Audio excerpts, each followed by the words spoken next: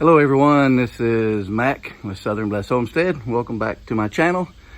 And yes, I am a homesteading channel, but I do I do all my maintenance on my vehicles, so I've been putting out some videos on that in case somebody needs some help with a problem that they might not have done before. And today I'm going to be working on a 2011 Chevy Cruze that's got a couple of codes. The code it's got is P0597 thermostat heater control circuit open, and a P0598 thermostat heater control circuit low.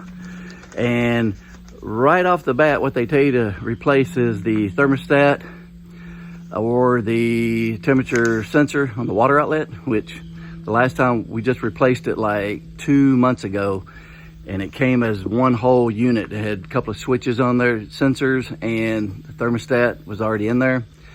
So that's only 2 months old.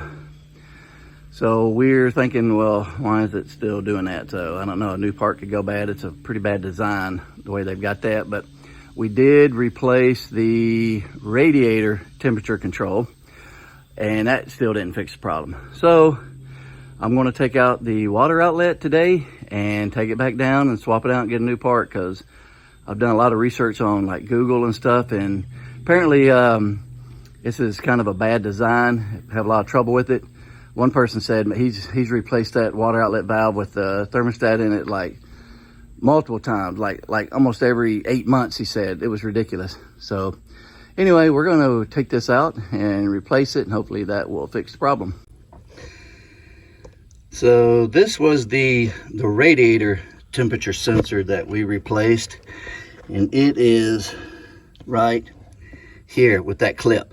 It's very easy to replace. You just pull that clip out, and then the temp sensor here just pulls straight out of the radiator. And then when you put the new one in, just push it back in here, push that clip down, and then put the plug on. That's it. Literally 10-minute job. We did that, and that did not fix our problem. So we are going to replace this whole unit here. The whole silver thing that you see is the water outlet. Like I said, we just replaced that 2 months ago, but everything is saying that it's bad, and I've read online that it could go bad. So that's what we're going to do. It's pretty simple. It's really easy to get to.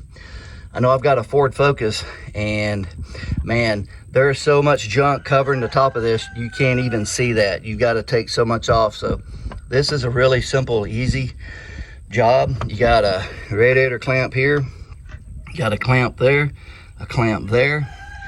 Then you unplug this sensor here and unplug this, and take this little hose off, take this bracket off, move everything out of the way, and then the only thing left is four bolts here. 1, 2, 3, 4, and 2 down below. And that's it. You just pull it out. So we're going to drain the radiator fluid and get started here. Okay, so the radiator drain is on the, as you're looking at the engine, it's on the left side. It's directly below this radiator hose. It's where the light is. It's that little knob right down there. You just unscrew it, and the water comes out, the coolant comes out. Make sure you got a pan on it to catch it. And I always like to reuse my coolant. I usually get a screen or something and filter it before I pour it back in. It's pretty clean because, like I said, we just worked on this 2 months ago, so it's got new fluid in it. I disconnected the battery, and one reason I did that is to get rid of that code that's in the computer right now. So when I hook it back up, it should be cleared out. Okay, so I'm gonna go ahead and remove all these plugs and get everything out of the way here. I got the coolant drained.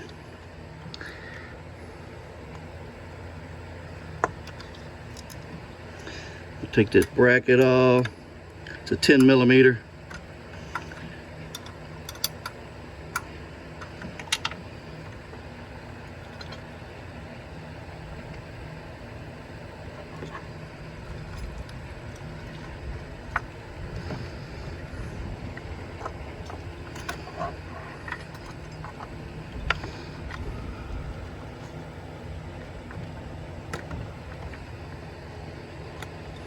this little clip here, this clips on there, you pull it off, and this tube should pull right out.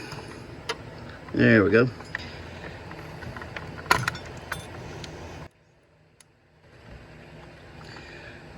Pull all these plugs off, get everything out of my way here.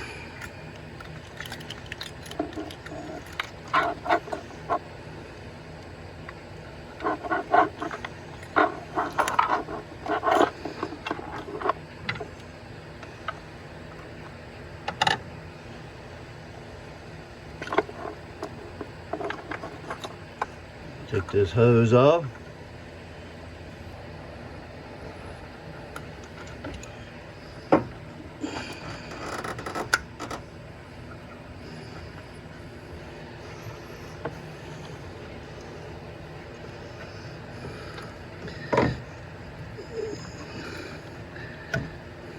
Take that one off. And we got one more. That's the pain in the butt down in there. See if I can get to it without knocking my camera over. Sometimes these hoses stick on there and they're a pain in the butt to get off.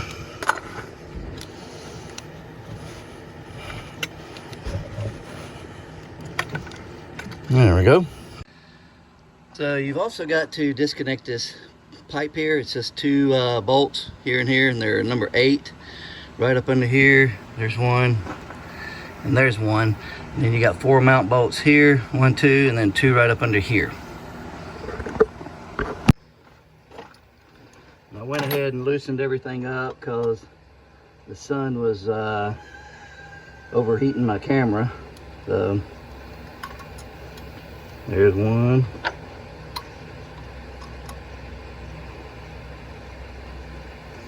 If I wasn't filming this, if I was just working, it seriously would take less than 30 minutes to pull this out.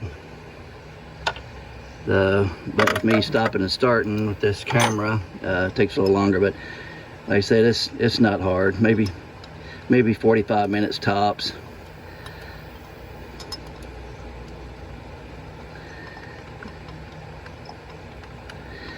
And we'll soon have it out, and then I'm going to take it back to where I bought it and get another one. See, like this temp sensor here, you can't even replace it. It's made in this whole water outlet valve.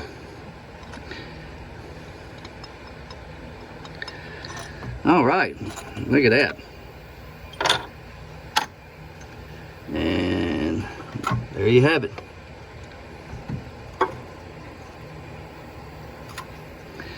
Get a little gasket in there. And that's all it is to it.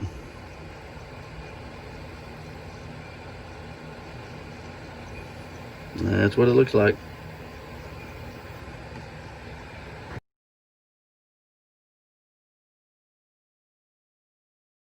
Okay, so we got the new one here, and you want to make sure that the surface is clean right here, real good, and we're just going to put it back together in reverse order. Make sure when you do this that this pipe is not sticking up like that. I did that the last time. I totally forgot, because you can't twist it to get it up under there.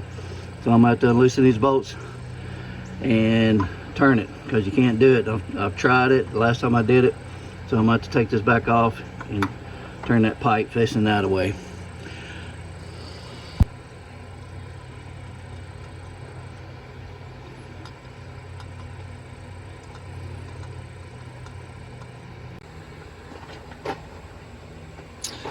Okay, so I got the pipe here, the 2 bolts in. I got these 4 bolts, 2 here and 2 here. They're tightened up. So now we're going to put these hoses on.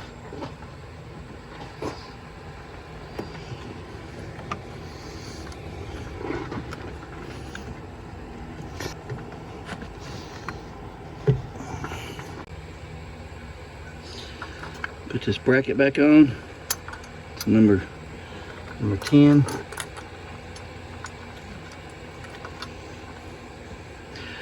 10 millimeter.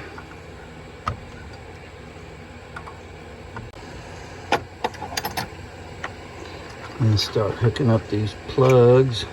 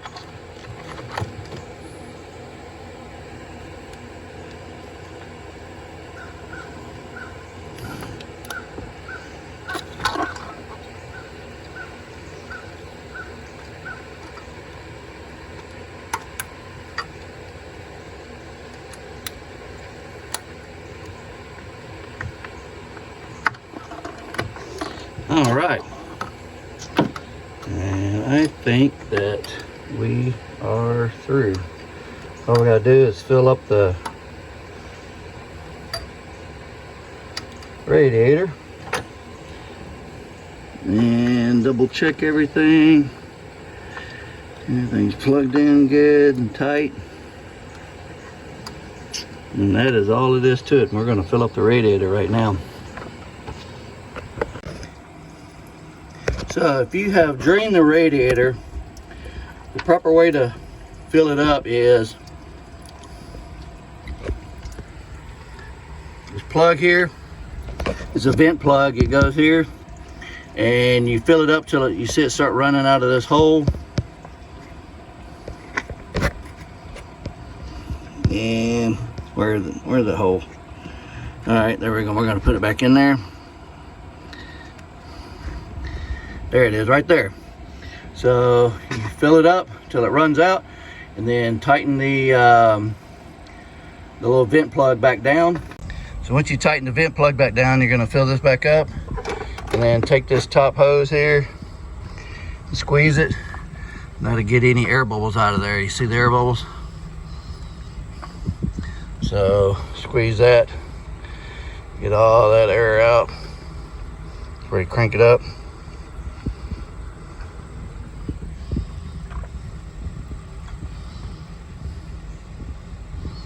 There we go. And then we're gonna crank it.